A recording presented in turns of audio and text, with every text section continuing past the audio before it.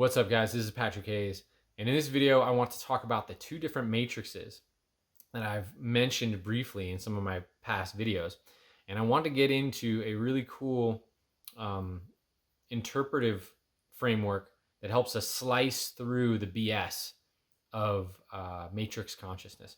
And so this is one of the best ways to just cut through it, to see to the truth of whatever paradigm or perspective that we're taking on reality, so that we can break ourselves free from these matrices. Now, I'm going to focus more in this video on what I'm calling the false light matrix, which is like the religious, on one side, the religious matrix, fundamentalist religion matrix, and then the new age matrix, which is kind of a fundamentalist religion in its own right. I'm going to focus on these false light matrices as opposed to the 3D matrix, because I feel that the people that are watching this video this will probably be more beneficial for them. I think the 3D matrix has been more clearly identified for a bunch of obvious reasons. But as far as the 3D matrix goes, I do have some music that's coming out really, really soon, where I'm going to be slicing the 3D matrix up in some really cool ways. I'm actually going at hip hop on one of my music videos and songs, and I'm going at the mainstream narratives that are running right now too, in regards to the whole fiasco that we're experiencing in this world. You know what I'm talking about. So I'm gonna I got some real edgy songs that are coming out soon, and I'm really excited to share with you guys. So I'll keep you posted on that. But to start, what I want to talk about is what the false light matrix is. And I briefly mentioned this in one of my past videos. By the way, for anyone that hasn't seen at least the past few videos that I've made regarding what I'm terming polar distortions, that's a really good addition to this video. It's going to help this video land more, because in polar distortions, what I'm talking about is one of the malevolent deception mechanisms that is used in order to bind people's paradigmatic consciousness, their perceptive consciousness, to the matrices in general. And so in pointing out what that kind of mechanism is, you can start seeing that mechanism in all the different ways that it's used. And even some of the past videos that I've did, the last two, I'm pointing out specific types of polar distortions and kind of breaking those down. So really helpful for unplugging ourselves from it on a deep kind of belief system level and perceptive framework level. So what is the false light matrix, and how is that connected to the 3D matrix? Well, 3D matrix we're all familiar with: money, sex, power, domination, materialism, right? That's like what the 3D matrix is based off, in short. And a lot of us that are watching this video have kind of expanded beyond that, or at least seen in many ways the flaws in that, and we're reaching for something because we've found something deeper in reality, and we're reaching for something more. And this is when people are actually waking up out of the matrix. This is what's happening. People are saying, wait a second, this isn't in alignment with my heart, or they have a spiritual experience of some sort, and they realize there's more to life. This reductionist, materialistic, money, sex, power view is not doing it for me anymore. People that are still stuck in the matrix are like, they're entered in on that game. Survival of the fittest, they're going at it, right? They're trying to dominate in that realm. People that are starting to step out of that are reaching for something higher, something more divine. And so this is where the false light matrices come in, because the dark forces that are essentially farming human energy within this matrix paradigm, when some of their chattel start to wander beyond the fences into something that begins to start empowering them, you say, well, how do we keep them within the matrix? Well, they create a false light matrix. In order for the false light matrix to work, it has to address a lot of the levels of consciousness that people are starting to wake up into. Because once you wake up, you have some level of an awakening. You realize there's so much more. It's like you can't go back, and they realize that you won't go back. So what they need to do is they need to contain your consciousness with the expansions that it already has. They need to create another container on top of it, and that's essentially what the false light matrix is. And so the false light matrix has been going on for a long time, especially in religious demographics, like fundamentalist religions. And so the false light matrix basically is a set of different ways of taking transdimensional or spiritual ideas and then binding them back into a limited perspective that essentially gets people to give their energy up, because they're instead of cultivating that energy into a full awakening. So the primary difference between, say, the fundamentalist religious false light matrix and the New Age false light matrix is that they're basically just two different sides of the coin. So typically, the fundamentalist religion matrix is more repressive and belittling. It makes people smaller. It says, and it puts like a broker in between the individual and God. But it's usually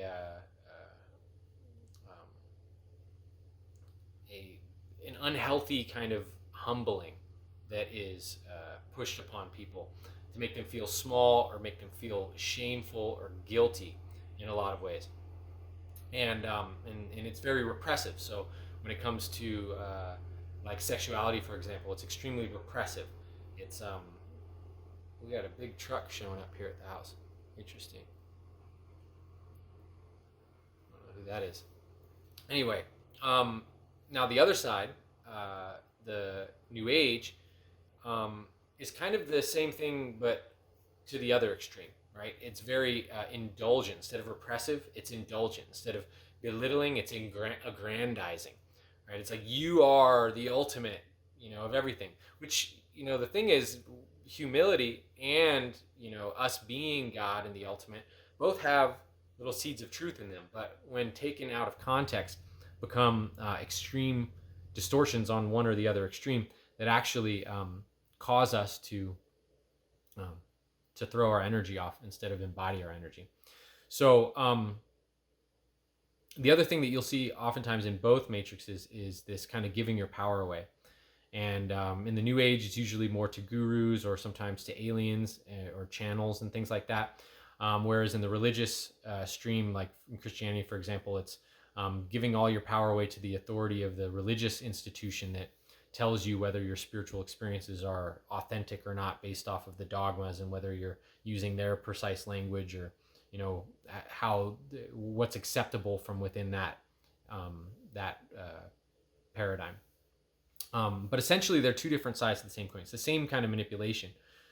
And the thing that really helps us to identify whether we're dealing with matrix consciousness or like authentic consciousness is whether it's being based, isness based, so what actually is, or if it's image based or ego based. So and that's really like the one of the best tools for being able to discern is to be able to ask, is this coming from authenticity? Is this the beingness of the moment? I mean, if you're tuning into a situation, you're in a particular situation in life, and oftentimes, I'm sure you've experienced this, that there's a narrative surrounding what's happening in the moment that's not actually speaking to what's really happening, but it's speaking to like some surface level thing.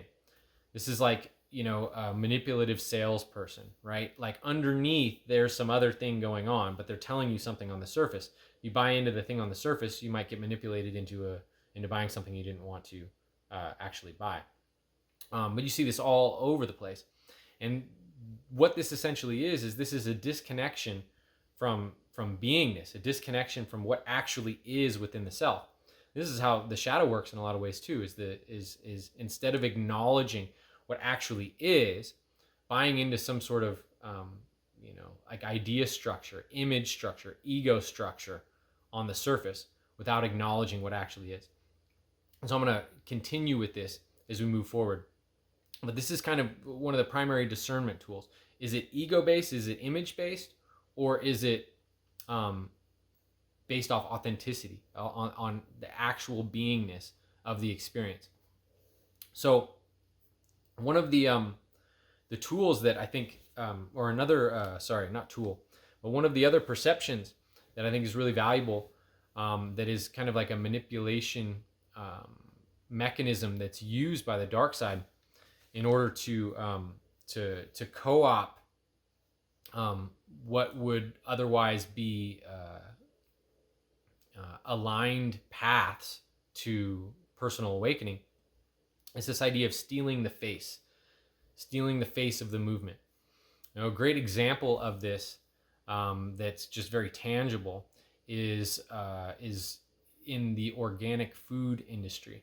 So at one point everything was organic, but then, at a certain point when things got highly commercialized, people started realizing, wait a second, we're eating a bunch of chemicals. What's going on here? Maybe we could make food that's actually clean of pesticides and chemicals, and this will be our organic food, and this will be a movement. And it did become a movement. And one of the things that I noticed, and this happened in so many different areas in that movement, but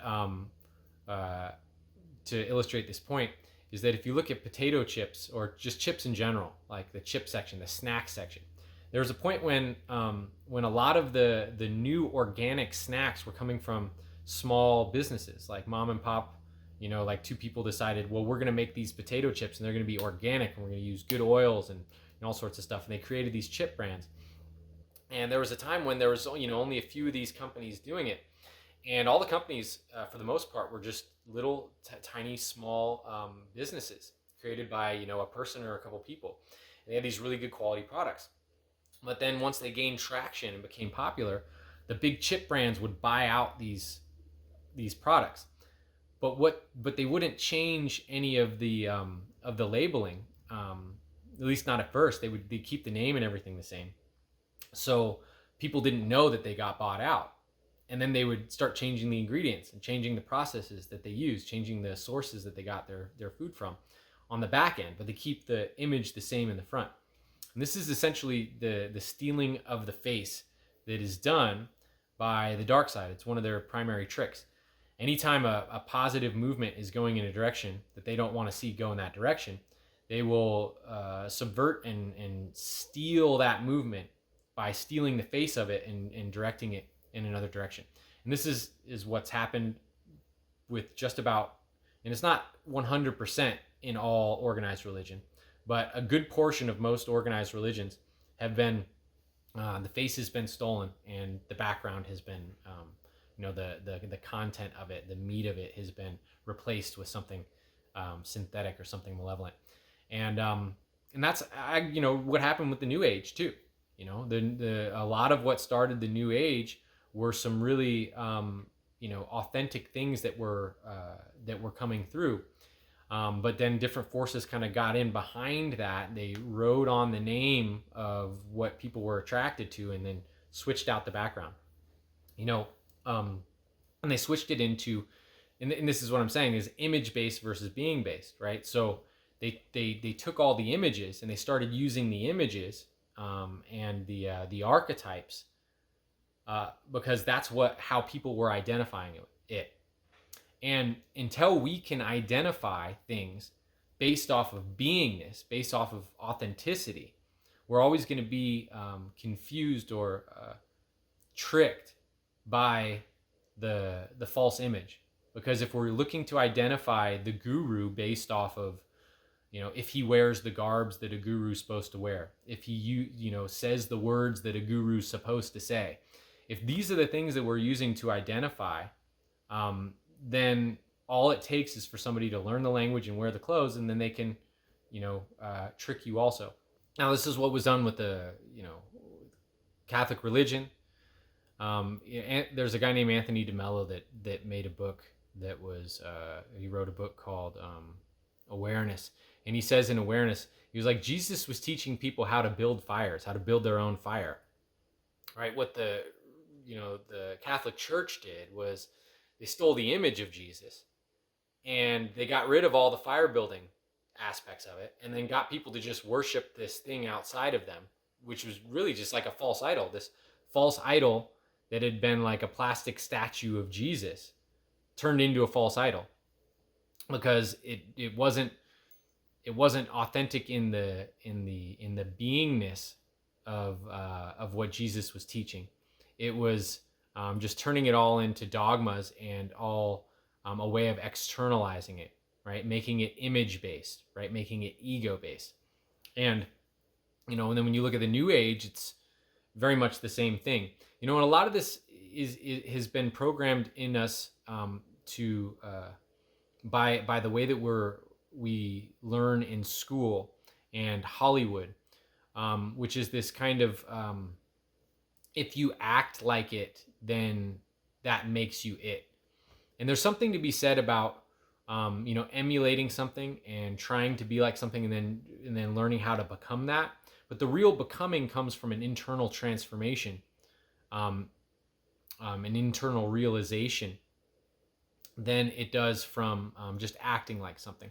Because you can act like something that's not authentic to you, and you can become that in a way, but ultimately on the soul's path, you're going to have to undo that all to find your true self. So in a sense, you do become that. That's true. But if it's not truly you, if it's not truly authentic, then you're just going to have to like double back anyway. But a lot of how school and like teaches us is it teaches us how to regurgitate things, how to it's not like school oftentimes isn't teaching people how to actually think. It's teaching people what to think. And if you learn the language and how to have the right response to a particular thing, then you can seem as if you know the knowledge, but you don't actually know it unless you understand everything behind it. It's kind of like martial arts. Like you can't fake martial arts, right? Like martial arts, like you can fake the philosophy of martial arts, like because you could speak the philosophy, but that doesn't mean you actually have fully integrated the philosophy, even though you can speak as if you have. But you can't fake it when it comes to the actual martial arts. If you're in the ring with another martial artist, it's like you can't fake that, right? It's going to show up, and we're in a culture where faking it is. I think people have a very hard time discerning the difference between a faker and one that's authentic, because so much of our society is based off faking. I mean, even Hollywood is like that, like acting in Hollywood. So many people emulate these different characters or archetypes, and wanting to be like this or wanting to be like that, wanting to take on the image of this or that, without asking themselves, what is their true authentic expression? What's authentic for them? What is, and people will realize that when you're asking that question, when you're being present with that question, a lot of the archetypes that we try to emulate don't resonate, right? It's the true expression of our higher self is not limited to an archetype. And this is one of the tricky things with mystics too, is so when a mystic, different mystics will always come in different packages. And so to try to hold a mystic into a particular, package, you're going to miss them, because a mystic might come and totally do something unorthodox that you think a mystic would never do. But that's because there's no limit on God, which means there's no limit on your higher self. So you're always going to break the mold. There is no mold. But the problem is that people are trying to be something by acting like the molds, identifying with the molds. And this is what I'm saying, image-based, ego-based versus beingness-based. Because all evolution, all spiritual evolution, really, like at the core, if you're really to break it down, you want to step into your higher self. The process is being fully honest with yourself, brutally honest, looking very, very clearly and honestly at what is going on with me right now in this present moment. What is the truth of what I'm experiencing in this moment? And if you can do that without identifying with your thoughts or your emotions as being you, because that's what an ego is. The ego identifies as the thought or thoughts and the emotions, right? But when you're growing beyond your limited ego into your true I am presence, you see that your thoughts and emotions aren't you. And so when you're authentically looking at what's going on inside of you, you start to realize that your thoughts aren't you and your emotions aren't you. And so then these belief systems that you have, these ideals that you have of the archetypes that you want to be, and what you're clinging to by way of identity, whether this means I'm clinging to the idea of being a Christian and all the dogmas associated with that, I'm clinging to the archetypal idea of what it means to be awakened, and clinging to that. These are image based, they're idea based, they're not authenticity. Authenticity requires us to do shadow work, which is to acknowledge that, wait, there's something I've been identifying with that's not my true authentic self. And I've given a lot to that. I've given a lot to clinging to ideas of me being a noble person, but the motivation behind that nobility can oftentimes not be. It can be the reward that we get from nobility, as opposed to actually being a true, authentic accentuation of the self that is beneath. Right. So, this is why owning the shadow is so potent. There comes a point where you start seeing that the shadow was never you, but it has a hold of your consciousness. And this is your real shadow work. And you can start seeing that when the true self starts to arise underneath, and you can observe.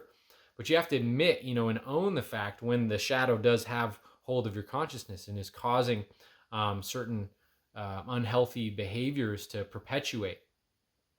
So, so what I'm really coming to here, as far as this technique for slicing through the matrices, is really comes back to self-honesty, and it comes back to self-observation. In a lot of the different mystical traditions, this is one of the primary methods by which you self-realize, is through observing yourself. And observing self starts very simply with watching your emotions and watching your thoughts without identifying with them, and then noticing when you're identifying with them, when you're giving yourself over to them, versus when you can see it and know that it's just a thought or an emotion and it's not the true self. So ultimately, this evolution that we're working towards is to let our true I am presence, which, just for clarification purposes, our I am is Christ. So Christ is the higher self of the collective of humanity. Just to clarify things, for people that may be wondering that about the esoteric knowledge, Christ is the higher self of the collective of humanity, right? And so our true higher self is Christ in a unique kind of individualized form, but it is Christ. And so when we the process that we're going through right here is the process of awakening that, and then letting our personality, so letting our ego, take guidance from that I am presence, from that true self, right? It's not about clinging to an idea and then trying to make ourselves the idea of what we think we are. It's coming in alignment with that true self, and then letting that true self shape the ego. So the ego is important because we're going to have to use, like the mind thinks in projections. It can't grok everything all at once. So we have to take little snapshots of images of how we're kind of like understanding ourselves in order to operate in the world. That's part of, how we navigate through this realm. I mean, we say like, oh, I am a musician, I am this. I mean, we know that's not really what we are, but it's useful to be able to speak that way and work that way because we're in limited consciousness. We can't see everything at once. But we have to realize that when we're doing that, that's not true. That's actually not the reality of it. And what we want to do is get in touch with that truth within us, and then let that truth shape our ego. Let the truth shape our personality instead of trying to cling to certain ideas of who we are. Let that shape our personality. And this, it all starts with self-observation. observing our thoughts, observing our emotions, and being able to take a step back so we're not clinging to them. And the more that we're able to do this with ourselves and feel what's authentic within ourselves, right? So that when we snap into an old habituated response associated with our clinging to certain identities and how that clinging to identities causes friction within the reality when that's tested. When we swing into automated responses because of that, we can take a step back and see what we're doing. The more we become more aware of our true self, the one that can witness that, and then the peacefulness that holds us when we are in resonance with our true self, then the easier it is to see when image-based false light matrix mechanisms are being applied to us. We can see that outside of us then, and not fall into the trap of believing in a particular or going with a particular false light matrix program in the program grid. So this is one of the things that I've been working really deeply with my clients on, is how to come back into that awareness, how to take a step back and observe, what is just this, illusion playing out in front of us, and what is the true self. And we've been having tremendous success with that. Tremendous success, actually very rapid. And it's a long process. I've been doing this for a long time, and it gets more, it builds stronger and stronger. And then this presence that you feel that is you, that light is felt in the face of really, really challenging experiences of the ego fighting the emotions and the thoughts. But that presence is still there enough that you can have that dual awareness of feeling that presence while also holding space for yourself as you go through these different emotional kind of and psychological cleansings that can be quite challenging to go through. So I think that's what I'm going to leave you guys with today. Essentially, the point I wanted to make is making the discernment between image-based and or image/ego-based and beingness-based, and then encouraging you to go on that path of finding your true self, so that then you can, because that's really the only way to break out of the matrix, is to know your true authentic self. Because without that, there's no guidance. If you can't feel your true self, there's no guidance. And the best guidance that you can get until you can truly feel yourself is when you feel that true self starting to be tickled a little bit by someone else that's being their true self, right? That kind of like starts pointing you in that direction. So thanks so much for tuning in. If you haven't donated to my music fund, I'd really appreciate if you donated to my GoFundMe, my music fund. I'm using that to pay for this album, the production of this album, and it's really, really helpful. Any donations that you can give. Like I said, I got a lot of really cool stuff coming, so I'm excited to share with you guys. But again, thanks so much for tuning in. Sending you guys much love, and I'll talk to you next time.